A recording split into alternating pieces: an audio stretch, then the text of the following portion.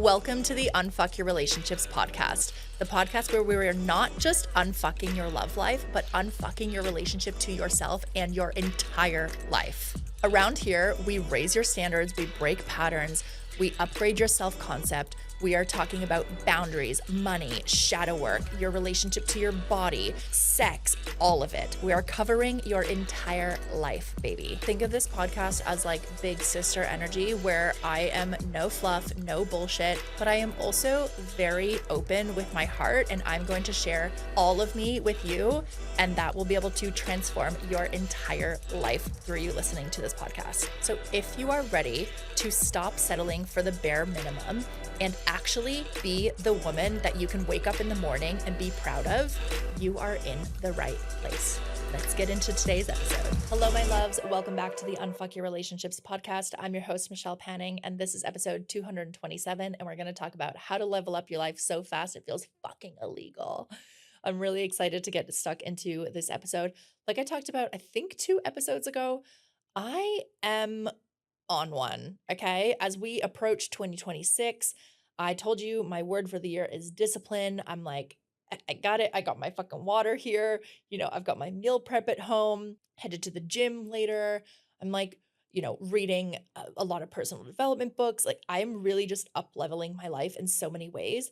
And I want to take you guys through this because I don't necessarily, it's not even just like, it's not even about health. This is just apply all of this to any area of your life. This could be your romantic relationships. This could be about your sex life. This could be about your relationship to money. This could be about your friendships. This could be about your health. It could be about you starting a business. It could be literally anything. So I want to go through things. I've got a lot to get through, so I'm excited.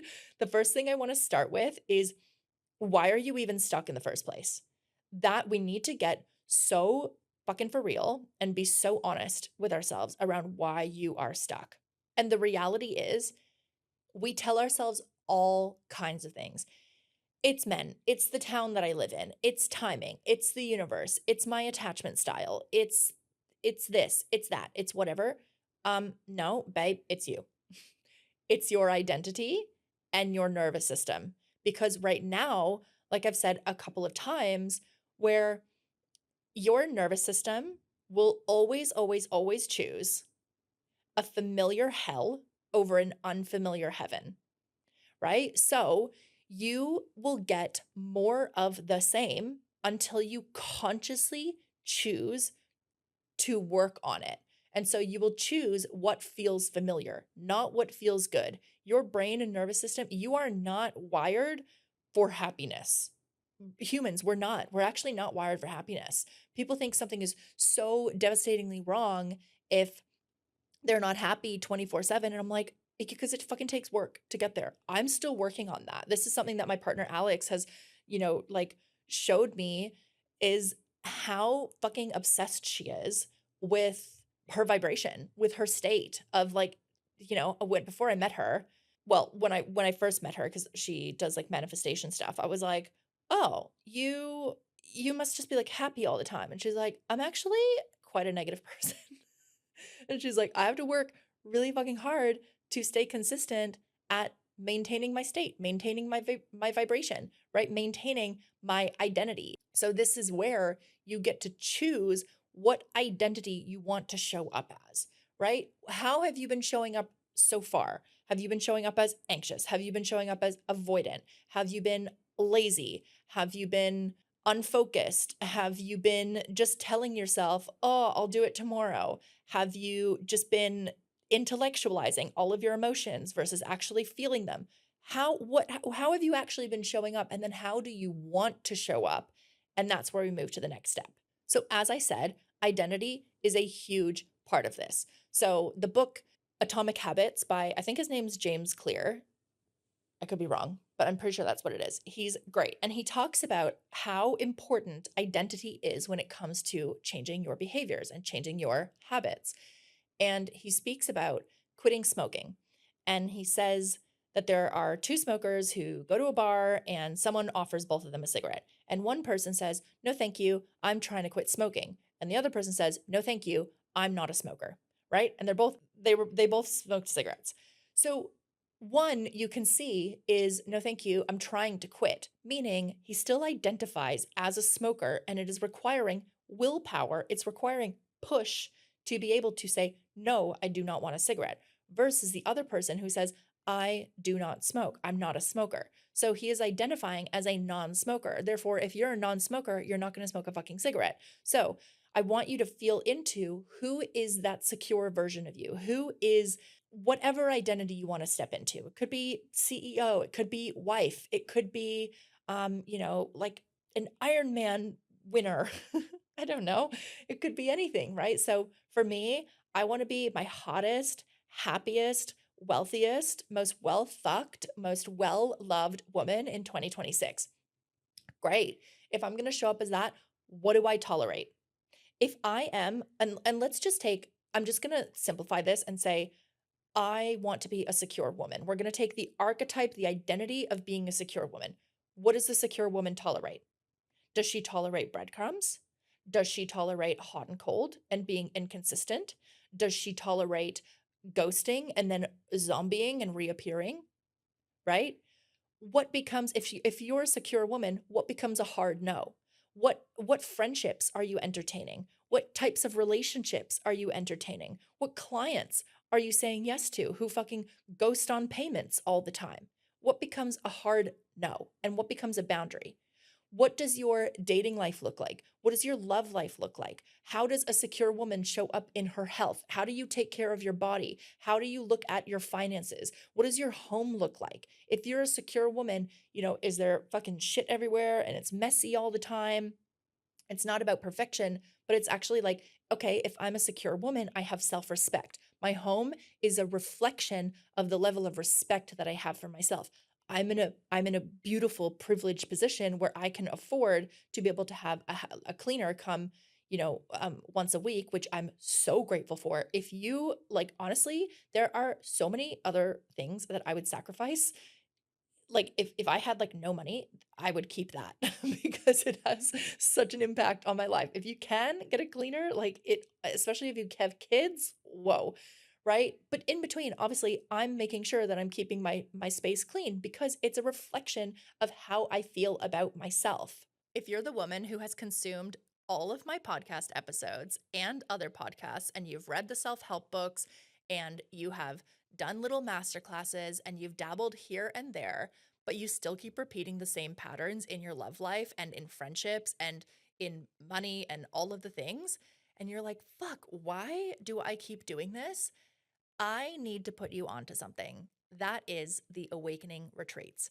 They're happening in January 2026, and they are the place where you get to actually transcend this behavior and finally get to do something different. So, your first retreat is going to be Awakening Her, and this is where you are connecting to your feminine energy, your pleasure, your devotion, your joy, your ecstasy, your rage, your grief, all of these pieces. So you get to live in totality of the woman that you are. And also, you're going to have an opportunity to heal your relationship with women because the more I work with women, the more I realize how many women have felt betrayed by other women, almost more than they have felt betrayed by men. And you're really focusing on healing your relationship to yourself, to your body, to your sexuality, to your joy, to your confidence, to your insecurities, all of the things. And then your second retreat is Awakening Him. And this is where we're anchoring into your masculine energy. So your relationship to responsibility and integrity, following through on the things that you say that you're going to do, discipline, discernment, direction, all of these things, and healing your relationship with men, as well as then bringing this into a focus of how do you then bring this into relationships. So, everything that you learned at Awakening Her and about expansion and emotional expression and all of these things, how do you then hold that containment and bring that into your romantic relationships and your friendships? And that is really the focus of Awakening Him. You can choose to do either or, but I've designed them to go together as a pair. And that is what most women who have decided to do the retreats have chosen to do. I do want to say these are the last retreats that I'm going to be running. If you've been saying, oh, I'll go to the next one, or when you come to the States, I'll do it. I'm never running one in the States. I can tell you that right now. And I'm not running more retreats in the future. this is your time. Make a fucking holiday out of it. Come to Australia. Most of the women who have signed up are coming from the US, which is very cool. DM me on Instagram if you have any questions. Otherwise, the link will be in the description. I cannot wait to see you there. Let's get back to the episode. And if you were showing up as the secure woman, we've talked about this before, where you think that no one's watching you. Someone is always watching. That person is you. And you get to choose the things, those little moments that you think, well, no one's watching. It's not going to matter. It either strengthens or weakens your level of self-respect, right? So with that, if I was in your house right now, if I was watching your habits with your phone, with men, with women, with your friends, with your health, with whatever, would you be proud? Or would there be things to be like, fuck, like, I don't want you to see that, right? The things where I'm like, oh, I wouldn't want someone to see this. Those are the things that I know I need to work on. And again, it's not being perfect. It's not like, oh my God, I ate some M&Ms last night. People know that I'm on a health journey. Like, oh my God. I'm not going to say never, but like, I'll say it here and then I reserve the right to change my mind. As of right now, I'm never going to be the person who eats all organic 100% of the time. Everything is like, you know, home cooked. That's not me. I love my Coke Zero. I love my little treats. I love pizza. I love sushi. Like that is still going to be part of my life. But I would like to eat 80% whole foods. And then 20% of the time is like YOLO. And I get to have my beer and I get to have my wine and like all the things. Okay. So it's not that, oh my God, I'm having a glass of wine. I should be so embarrassed. Not at all. But if I'm like, okay, cool, do I need to examine what habits is this a consistent pattern for me? So what identity do you want to show up as? And then what behaviors would that identity reflect? And from there, you want to meet the version of you who already lives there, who already has that end result, who already has the relationship of your dreams, who already has the sex, your perfect sex life, who already has your dream body or your dream bank account or whatever it is, right? The you that sets standards easily and effortlessly, the one who can maintain boundaries, the one who says absolutely not to this man who gives you the absolute bare minimum, the one who is not afraid to walk away, the one who chooses herself. Who are you in that end result?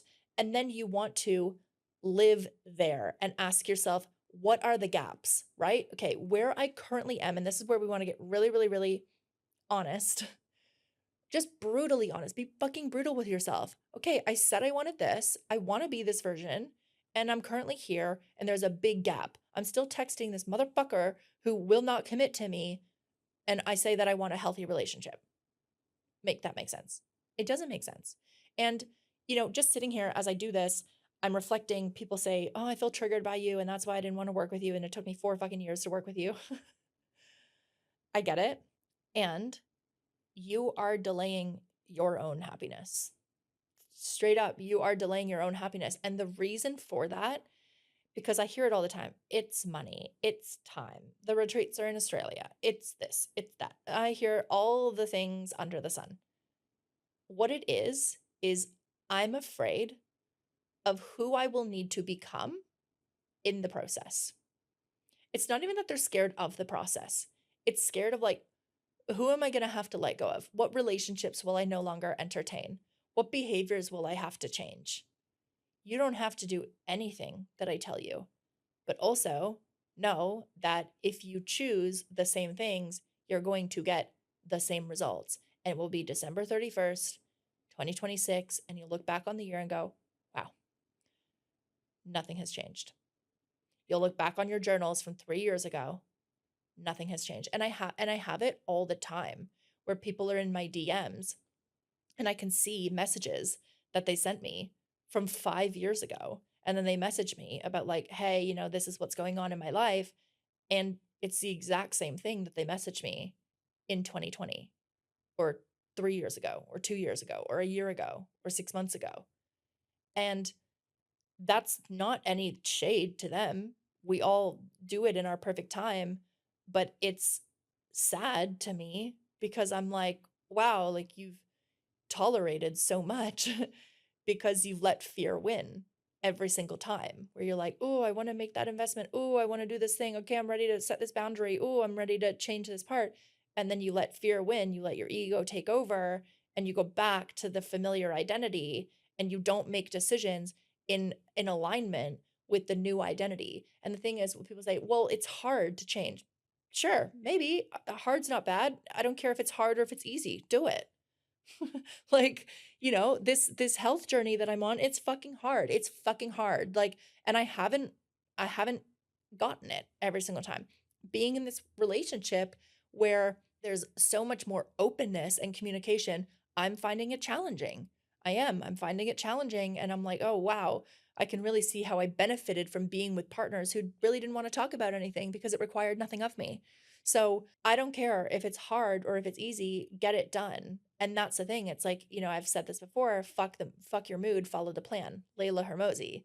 So it is like that. And it's like, okay, cool. Maybe even you look at, okay, my identity that I want to show up as is Michelle Panning or Layla Hermosi or Tony Robbins or I want to show up as there's just someone that you see that you're like, oh, I really love how they care for themselves. I love how they are in relationships. That is really what I want to emulate. Okay, emulate that person. How do they show up in their day-to-day life?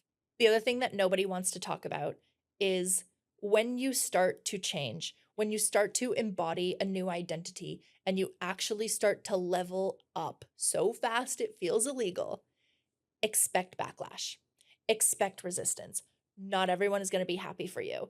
And if this is happening for you, go listen to the episode right before this. That would have been episode 226 around friends that you need to cut off immediately, because I will explain these people in detail. But really, it's people will notice your change, and not everyone is going to be happy for you. Because the people who were benefiting from you not having standards, they're not going to like the fact that you've implemented standards. The people who benefited from you not having boundaries, they're not going to like that you implement boundaries. The people who benefited from you being available all the time are not going to be happy about the fact that suddenly you're busy and you're starting to care for yourself. The people who benefited from your insecurities are not going to like the fact that you have a newfound confidence. The people who benefited from you having low self-worth are not going to enjoy the fact that you've now found self-worth and self-respect. If you are experiencing backlash, if you are experiencing resistance from people in your world, good. You're doing it right. You're doing it right. And hopefully you have an inner circle with people who are like, fuck yes, I love this. I'm so excited. Like for me, I would be, yeah, I've had to end relationships where I got really happy. I got everything that I wanted, and I felt immediate distance from people. And I was like, oh, okay, cool. And I leaned in and I had conversations. Hey, this is what I'm noticing. And I was, but no, no, no, no, no, no, no, no, no. And I continued to feel it. And I felt like there wasn't a level of honesty, because the thing is, I can deal with someone being like, yeah, I'm actually fucking triggered, because it's like really highlighting where I don't have that thing. And I feel jealous, or I feel envious, or, I'm so in my own shit. I'm finding it difficult to access like that celebration. I have no problem. Like I can hold space for that. But someone just being like, nope, nope, nope, that's fine. No, you have no place in my world. So expect backlash, expect that not every relationship is going to survive this level up, but that is for the best, because I promise you what is on the other side of that is so much better than you could have ever imagined. Whether it's a romantic relationship or a friendship, you are going to blow your own fucking mind and be like, oh my God, I didn't know it could actually be this good. And then off the back of that, this is the last thing I want to share with you. Reframe that, because it could look like I'm losing people. I'm I'm being dramatic. I have too high of standards. I'm being too harsh. No, you're not losing people, you're losing patterns, right? You're not being dramatic, you're being authentic. And this is where having a mentor who can reflect your blind spots to you is so valuable and important, because this was a really, really important part of my healing journey when I was in a relationship that I experienced like gaslighting and a lot of like, questioning my reality.